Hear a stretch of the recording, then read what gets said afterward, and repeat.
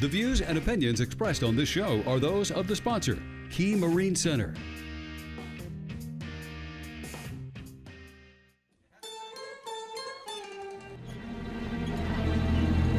You're gonna need a bigger boat. It's a good day for a boat ride on the boat again. I just can't wait to get on the boat again. I'm on a boat! I'm on a boat! Everybody look at me cause I'm sailing on a boat! I'm on a boat! I'm on a boat! Take a good hard look! We're all in the same boat. You can buy me a boat. News Radio 92.3, informative, local, dependable. Happy Friday. This is Pep Talk, Pensacola's expert panel with Meg. And you know what time it is. 10 o'clock Friday means it's time for BoatSmart with Stefan Schmidt. And he's got his buddy Bill Kildwell here with Key Marine. Good morning, gentlemen. Good morning. Good morning. How are you? Doing great. Wonderful. Doing great. Okay. So we are on a Friday. It's kind of like the summer's sort of wrapping up. It's kids are back in school. You're back in school. 2 weeks down for me. How you doing after 2 weeks? Man, I'm telling you, it's been, I actually said that this has been the best. I told my students last night, this has been the best start in my career that I've had. Are you serious? So, yeah, we Why really is had a that? good 2 weeks. You know, I don't know. I think I started a big group, all of them same age. Mm-hmm. Changed my curriculum just a little bit to adjust. I always adjust accordingly, right? Right. And just kind of look down the road as far as the future of the class as far as the curriculum is concerned. And once I changed it up a little bit, it helped move the students through a little bit. But I think the main thing is the students that I have right now, they're very engaged. Well, that makes a huge and difference. Excited. They're very excited, and that makes a big difference. Yeah, absolutely. Yeah, so it's been a good start, and I'm really happy about that. And I told them last night, I said, let's keep it that way. Right? Keep that energy up. Keep that excitement. Keep it going. And that willingness to learn something new. A lot of it has to come from me, you know, as you know, how I am with the students. But also I explained to the students this week, I said, all it takes is one of y'all to just totally change the day. Mm-hmm. You know, a person that walks in, you know, that like a schlep rock kind of person, right? A sloth. You know, a sloth, a schlep rock. And wasn't that on Flintstones or something where that guy? What are you saying? The schlep rock. I've never heard of that. What about the Peanuts? The Peanuts guy that had Yeah.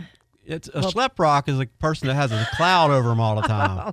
You've that never was- heard of that? No, I've never heard of Pigpen. schlep rock, but Peanuts had, what's his name? Peanuts. Pigpen. That was Pigpen. Pigpen, He that's didn't- it, Bill. That one never took a bath. That's right. I have some of those sometimes. You never know. TMI. Yeah, you know. Yeah, you are listening to BoatSmart. It is a call-in show. We digress. Maybe you have some hygienic hygienic problems or something you want to talk about today. I don't know. we're not talking about which soap you use. This is 850 BoatSmart. 437-1620. It's BoatSmart, not Soap Smart. Yeah. You just do not know my life at school sometimes. But yes, and I say that with all the fun I know. involved, you know. 850-437-1620. We are sponsored by Key Marine Center. They probably have some soap out there you can buy from them. Here we go. They're located at 5621 Bauer Road here in Pensacola, 850-492-0487. Key Marine is your Yamaha, Mercury, Suzuki, Cox Diesel engine outboard, Wow. and Mercruiser Repower Center. They service all those products, so check them out. You go on their website, check them out at keymarincenter.com, also on Facebook. Check them out there too. So, yeah, Bill, how's your week going? Let's go ahead and talk about that a little bit and see what's going on out there at Key Marine. And I got some troubleshooting stuff that I want to talk to you about as we go through this show. So, how things going out there? Awesome. Yeah, everything's going well at work right now. I wanted to remind everybody that we are getting to the end of the Cruise into Summer sales event for Yamaha outboards, where there's incentives with extended warranty on some of the models, and then there's in-store cash credits on others. You know, just a typical week, Stefan, where there's, so every time you get rid of one difficult job, another one's right there around the corner for you. But we're doing all right. It's always challenging, isn't it? Oh, yeah. Oh, yeah. But it's something that keeps you going, you know. I think a lot of it is a good student will accept the challenge, and then they'll just have a party when they fix it. You know, or, Well, I would. mean? You know what I mean? They get excited about it. Yeah, because it's a feeling of accomplishment. And we were working on an F150 Yamaha, happened to be our motor. I talked about it last week, and we were making a lesson out of that motor. And we were checking several things out. And when I'm troubleshooting something, I like to stay on top of it. I don't want to, you know, but I don't have that luxury. So if my students are working through this situation, I'm just going out there checking on them and going back in my classroom and, you know, doing all the things that I do, trying to figure out what is wrong with our motor. It was not running on cylinders 1 and 2. And my student, I let him have some ideas and things like that. And he wanted to do some things that change some coils around and stuff. And, you know, I'm like, okay, we're not part changers, but, you know, if you want to do that, go ahead and try that. And that wasn't it. So we continued to troubleshoot it. And we ran the Yamaha software on it, and nothing came up. So we have to go back to the basics at that point. So it's fuel, air, you know, ignition, compression, all these things. So went through it and checked all those things, and we decided to pull the injectors and clean them and run them, and they all looked good. So it wasn't an injector problem. We checked for fuel pressure, and that wasn't the problem. And we put the injectors back on, not knowing whether they moved the injectors around. I had them swap the injectors from top to bottom, and the problem didn't move. So we continued to say, okay, what is going on with this motor? So they're out there kind of piddling on it, and I go back in my area where I'm sitting at my desk, and during lunchtime I'm thinking, you know, because that's kind of what you do when you troubleshoot. You think, right? You do a lot of thinking, don't you? And you run through old things and stuff, and sometimes you got to pull back into the old school stuff. And just in my head, it popped in fuel pump, okay? And I thought, okay, I think we got a bad low-pressure fuel pump on this motor. Oh. And what was happening, because we had the oil level was rising really quick, and an injector will not make it rise real quick like it was, but it was coming up the stick pretty hard, you know, so we knew that we had something getting into the crankcase. It smelled like fuel, so it's fuel, right? Yeah. So I said, fuel pump. So I had the students pull the fuel pumps and check them, and they went through the process of checking them, vacuum checking them, and pressure checking them, and sure enough, we had a bad fuel pump. And it was dumping fuel back into the crankcase. And then what I believe it was, the vapors were pulling back through the intake back into the motor, causing it to run bad. And because every time I pull an injector off, the motor would start running better than when it was not even hooked up. So I knew it was rich. We could smell it, you know. Right. And so we ended up replacing that fuel pump and fixed the problem. So that was pretty good little for the students, a good lesson. You were too rich on those upper two because of the vapors. The vapors was just in there killing the motor, and that's what was going on. That's a good one. That is. Yeah, that was a good one. We really worked around it, you know. You were too rich. Yeah. And then when we did, Meg knows all this stuff. She's learning a lot in here. I'm learning a lot, actually. Yeah. I could use a tech. Yeah. I might be a good thing to look into. You never know. So I can teach you if you're willing to learn.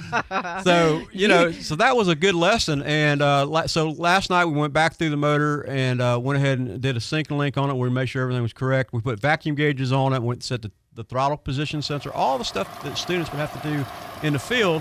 We did it last night. Wow. And I had new students standing around us watching it and helping, and other students and doing this job. And by the time we left last night, that motor was running perfect. So that's it was amazing. Really good. Really, and all kidding aside, that's amazing. I mean, they're getting such good firsthand experience. And these engines are current ones. These aren't something from 20 years ago. Yeah, like the most popular brand model out there that Yamaha has. I mean, a lot of times that was very helpful to them. A lot of times you'll be in school and you'll be working with something that's 20 years old, but y'all have the latest equipment to learn on, so they can really be prepared when they go into the workforce. Correct? Yeah, and it's a real problem. Right, I'm sure. We had, so that was really good. 850-437-1620 is the number. Give us a call or text. Bill said when we walked in here, he wants like 10 calls on questions. He wants to answer your questions and help you solve some problems. So. Why don't you describe what you do, Bill, at Key Marine, so people can get a sense of what questions to ask? Well, I'm the service manager there. Then I do several things, and one of them is overseeing all the diagnostics and helping the techs make sure that they're, we're correct. Mm-hmm. Pretty much have to be 100% correct 100% of the time. That's what you shoot for. And so that and various other duties that are, that most service managers would do. Okay, well, you're coming into the end of the summer now. Do you see trends sometimes over there with people bringing in certain problems? Like beginning of the summer, you'll have one thing. The end of the summer, you start seeing other things. Anything that's been coming up the last couple of weeks? Well, the way it normally goes is in the spring and all. Most people wait to then. So we have a whole lot of services and stuff then. Inspections. And then, so about halfway through the summer and all, it starts turning into mostly diagnostics. And like I had said on the last show and the one before that, probably it's been that year of the hard ones. And the one Stefan was just describing, they don't typically act that way if it has a ruptured diaphragm on one of those lift pumps, not exactly like that. So, stuff like that, the hard diagnostics.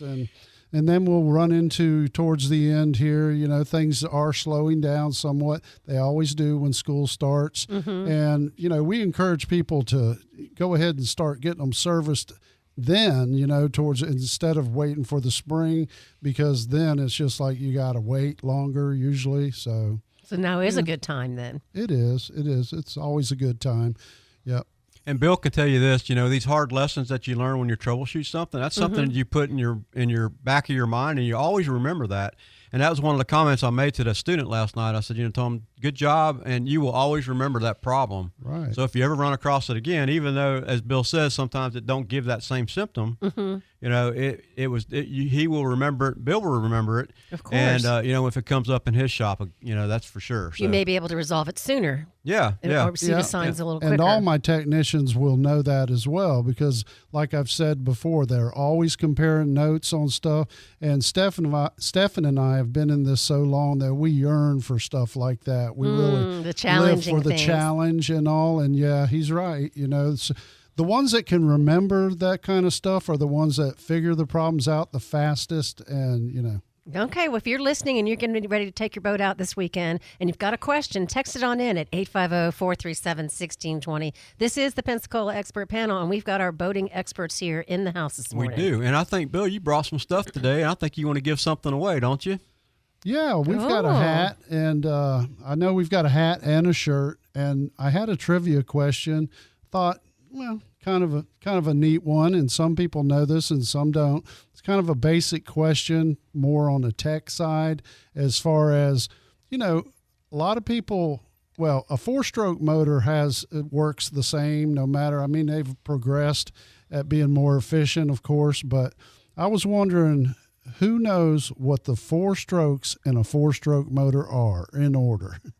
Order. Wow. Okay. That Yes. could be that's a tough trivia question. Yep. It's not bad. All right. Well, we'll give it a shot. If you know the answer to this question, give that question again. Okay. The question is, what are the four strokes in a four-stroke motor? It doesn't matter if it's outboard or car or whatever. Okay. A four-stroke motor does have those same four strokes that make it operate. Okay. And we want them in order. Yes. Oh gosh. Okay. Well, if you want to win a Key Marine hat and T-shirt, text your answer in right now to the trivia question 850-437-1620. It's interesting because I was going over our entrance test, and it covers the first three parts of my 750 hours of my program. We have an entrance test that talks a lot about engines and how they're made and things like that. And we talk a lot about the two-stroke and the four-stroke engine, and the revolutions of the crankshaft, the four strokes of the four-stroke engine, which I'm not going to say it right now, and that kind of thing. And the students have to learn that. Right. And if they learn that, it helps them, with it, to troubleshoot and to work on engines. So. Okay, I've got somebody that just texted in. All right, you ready? Yes. The question again, sir. Yeah. Tell us the question. The question is, what are the four strokes in a four-stroke motor? All right, in order. This listener sent in correction. Hang on. Correction, intake, compression, power, and exhaust. That's correct. That's it. All right, you're the winner. So Awesome. I don't have the number was 4036. It's the last four digits. Please send to me your name, address, phone number, date of birth, and then we will have that ready for you that you can pick up at the station. Can they send their social security number too? No. Okay. And address. And also, now, Jim, our listeners have a pretty good sense of humor. Jim sent in and said, the answer is 1, 2, 3, 4. 1, 2, 3, 4. Okay. But bump, Jim. Thank you. You need to take my class, Jim. Okay, Jim. What's the firing order on a four-cylinder Yamaha? There you go. 1, 2, 3, 4. it's not. Let's see if he knows it. Yeah. Thanks for everybody that texted. We did get quite a few answers here, so thanks to everybody that texted. And again, we've got a winner. So we appreciate that. Thank you for listening. I appreciate all of my listeners, They're and we great. do like to have fun on here, Sometimes, I just have too much fun, but it's okay. It's great. Yeah, I love we it. love doing that. I love it. So as we were going through the week, we went through tools this week, and now my students are on precision measuring. I did manage to get some videos and pictures and stuff. So as I post this podcast or YouTube channel, BoatSmart Tricks of the Trade, I'm going to put those pictures in the video as well. So we'll have that, so you get an opportunity to see what the students are actually doing. And I did a promo video of the precision the precision measuring, and during my editing, okay, what really got me was the smiles on the students' faces. Aw. That got me. I love and just because I'm not seeing that while I'm teaching, and now all of a sudden I have a video of it. You can see how and they're I can see how responding. excited they were and how they were working together and the stuff, so Excellent. that's pretty cool. So That's pretty good. Yeah. I love that. Now, we did have another question came in. This comes from Mark. He would like to know, how much is it for a 100-hour service on a Yamaha 90 HP? Okay, on a 90 horse, it would be at our shop. The labor would be 2.2 hours plus parts. So roughly, probably in the $500 range. Usually, I'm not the one pricing those out. Aaron and Dustin are, but I'd say that's pretty much accurate. At 2.2 hours at $130 an hour. Oh, which, by the way, that may go up in the near future. So maybe now's the time to do it before the Yeah. price goes up. Okay, how would they reach you to schedule that? Okay, they could give us a call at 850-492-0487, and whoever answers the phone, they know what to do there. Okay, great. Thanks for sending that question in. And David is the name of the fellow who just won the Key Marine cap and T-shirt. So congratulations, David. Great. So when you're thinking about 100-hour services and how much they cost and things like that, you really have to think about what the place does for that 100-hour. Right. That was my question. What does that include? Yeah. So one dealership may include, certain things, and other dealerships may not include that. So and then charging the same or more price. So what does a basic 100-hour include at your shop? Okay, well, it's, of course, going to be changing all the fluids and filters on the motor. We do a compression test. Some shops don't do that. That kind of helps us look at things that may be lurking in the near future that we could ward off before it becomes an expensive fix. And then several other things. We test the speedometer, because a lot of people don't like picking their boat up and, darn, my speedometer doesn't work. Yeah. Just various stuff like that. They do have a checklist that they follow. And, of course, we are hooking up the factory computers to them and looking at all the data, making sure they're charging, coming up to temperature, etc. Okay. Do you do a boat inspection as well while you're doing that? Maybe a systems check or anything like that? That's a good point. I'd forgotten that temporarily. But part of our service is doing what we call a systems check, and that's flipping all the switches in the boat and, of course, not having those blinders on and looking at the boat overall and seeing if there's anything that we might suggest that's needed there. For instance, fuel line issues, hydraulic steering leaks and stuff like that. Yeah, so it's always good to go over the boat systems and look everything over. Make sure the customer's not going to have a problem. Like the running lights, or maybe they go out at night and you want to make sure the running lights are working. You can tell them right then while they have it in the shop, hey, we need to go ahead and address that while we're here, Sure. And some customers forget they got something that's not working on their boat. They just don't even realize it. Yeah. And like the bilge pump's one of the most important things. People can go years without their bilge pump ever kicking on, and so they kind of used to it not kicking on. We definitely check those, not only on the manual side, but on the automatic side by putting water in the bilge and making sure they actually do pump. I mean, just because you can hear them doesn't mean they're actually pumping. That's true. We're getting lots of questions now, gentlemen. So we had one listener that said they wanted to hear the answer to the trivia question again, which was name the 4 strokes of the 4-stroke engine in order. And the correct answer was correction, intake, compression, power, and exhaust. And then our next question comes in was, what is the best center console 17-foot boat, and what size engine and make should I get? The best? Question mark. Mark? It varies there. I mean, you may have stumped the panel by that reaction. I wouldn't say you stumped us. It's just there's so many choices out there. I know Stefan's, he likes Cape Horn. I do. Yeah. And, of course, Yamaha, it's hard to beat Yamaha, but there is Mercury and Suzuki there that are, on that same level. Nowadays, as far as the engines go, you pretty much have to have a good motor to be able to sell it and to be able to even sell them in the market. So, and then as far as boats go, some of them have varying, levels of performance and the way they're designed and that kind of stuff. He was asking about a 17-foot boat, and he was saying what size engine and make should he get? Yeah, so Cape Horn doesn't make the 17 anymore. That's kind of short. So you're probably looking on that boat somewhere on 90 or 115 horsepower motor, somewhere in that ballpark. Right. Yeah. His question mark, the best? So... best. What do y'all think would be the best for that size boat? As far as motor, I always say go to the max horsepower on a boat. That's what I like to do. So if your boat is rated for a 150, and some boats, they can put a 115 on it if you wanted to, but always go to the max horsepower. That's what I recommend. But as far as if they're talking about a bay boat, like Stefan just said, I don't think that Cape Horn's making a 17. I know popular brands in our area are Sea Hunt, like Sportsman, and all that. And I don't even know if they make a 17. Yeah. Interesting. It's kind of short. They'd have to go up to more like an 18 or even be happier with a 20 or 21. Okay, great. Well, thank you so much for sending that question in. If you've got a question for our expert panel on boating and boats, this is BoatSmart, 850-437-1620. Yeah, the best thing to do if you're interested in a boat that size, go to the dealerships. Go to many of them. Go to the ones locally. Call Key Marine, see if they have a consignment out there maybe, or go to boat shows when boat shows come around. They always come around too, so you always have opportunity then. One of our listeners just texted in. Mark says Key West does. Yeah, Key West makes a smaller boat. That's right. Thank you, Mark. Thanks, Mark. Key West that's not a bad boat. Yeah. Yeah, that's not a bad boat. I like that boat. So Pretty good quality on those. People don't realize how many boat manufacturers are actually out there. They're all over the place, and you have people making boats in their backyards sometimes. And, I remember there was a boat named Craig Craft, and a friend of mine named Craig built that boat. And he built it in his backyard, and it was very popular. Huh. That's wild. Yeah. Okay. So, you never know.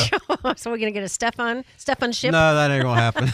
A lot of boats are brought here from, up north and all, and there's no telling how many boat manufacturers there are in the United States. Yeah, so as the person who's in charge of service, how do you keep up with all of that?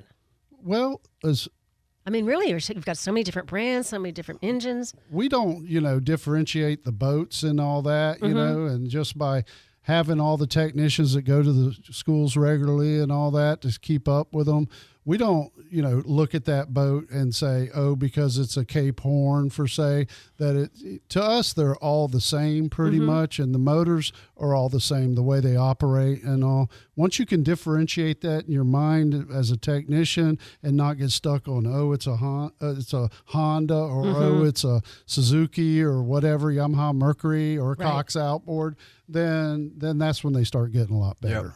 Okay, well, we only have about a minute left, gentlemen. Yeah. We had lots of questions this morning. Thanks to our listeners who've been texting in. Anything you wanted to mention before we go? Well, I just think it's going to be a good school year. We're just having a real good time over there, and I'm excited about it. I know a few weeks ago y'all were thinking, boy, is he really going to go back to school? I did. So, but you love what you do. That's the difference. Love what I do. The difference. And my new students are asking me about how I got into it and all the hard things that I do. How did I learn how to teach and all that? So I'm learning my students right now. I'm getting to know them, and that's fun. Well, you know the other bonus of teaching? Your students keep you young. That's for sure, and they are doing that. I do feel better with the 18-year-olds in my room for sure. So, Bill, we appreciate you being here this week and answering all the questions for the listeners. That's just awesome that you can do that. Yeah, I really look forward to that, and I do look forward to being here more often. Hopefully every week. He's gotten the radio bug. Yeah. Look out. Next thing you know, he's going to be hosting his own podcast, and you just never know, right? Make it happen. Thank you, Stefan Schmidt, Bill Kidwell from Key Marine Center. Stefan is a Marine Service Instructor over at Georgetown Technical College. Thank you both for being here. I know how busy you are. We'll see you next Friday. We appreciate you. See you then.